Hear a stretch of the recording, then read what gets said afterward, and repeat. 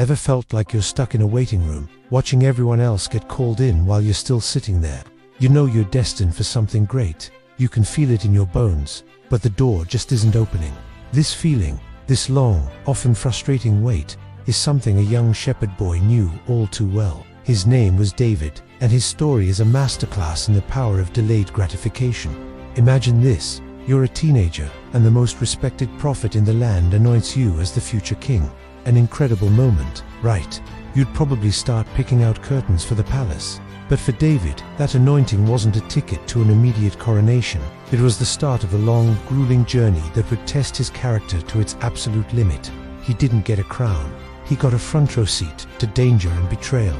Instead of ascending to the throne, David went back to his sheep.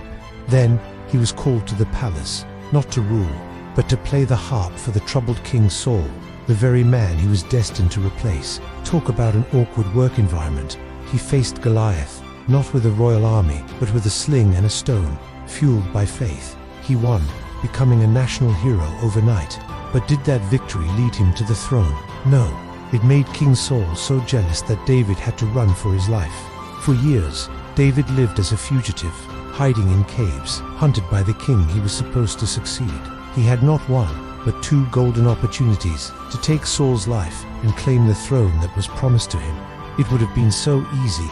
His men even urged him to do it. Think about it in our own lives. How often are we tempted to take a shortcut, to cheat the system, to grab what we want right now, even if it's not the right way? David resisted.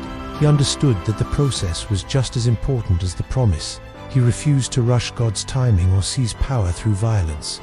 He chose to wait, to trust, and to continue developing his character in the wilderness. That wilderness wasn't wasted time. It was his training ground. It's where he learned leadership, humility, and dependence on a strength greater than his own. He learned to lead a band of misfits, to be a strategist, and to pour his heart out in the Psalms, creating timeless poetry from his pain.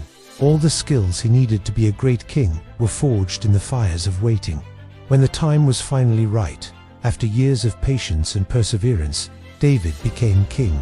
And not just any king, but Israel's greatest king. His story teaches us a profound truth. Greatness isn't just about the destination, it's about the journey you endure to get there. The waiting period is never empty. It's a sacred space for growth, for building character, and for becoming the person you need to be to handle the blessing you're waiting for. So, if you're in a season of waiting right now, don't lose heart. Whether you're waiting for a promotion, a relationship, a breakthrough, or just a sense of purpose, remember, David, your waiting is not in vain. It's your training ground.